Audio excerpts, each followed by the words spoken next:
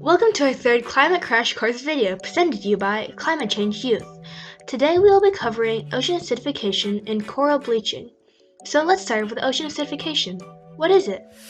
It is a decrease of pH in our oceans caused by the increase of carbon dioxide in our atmosphere. So you might also be wondering, what is pH? pH stands for potential of hydrogen, which measures the acidity of water. So in the solution, in this case ocean water, has more hydrogen ions and hydroxide ions, it is an acid. If a solution has more hydroxide ions and hydrogen ions, it is a base. What does this have to do with oceans? Decreasing pH means that the oceans will be more acidic and could cause the loss of certain marine creatures. For example, high acidity could dissolve shells and skeletons, so creatures like clams could be at risk of extinction. So now we've talked about how it will affect creatures that call ocean home, but how will ocean acidification affect us as humans? First of all, it will affect the food we eat since animals like shellfish won't be able to survive in the high acidity ocean. Ocean acidification could deprive coral reefs, drawing in less money from tourism.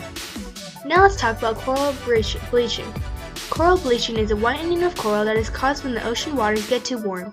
The coral expels the colorful algae living in its tissues, which causes the coral to lose its color. Let's appreciate our oceans and keep it clean. The ocean produces more than half the air we breathe and absorbs over 50% more carbon dioxide in the atmosphere.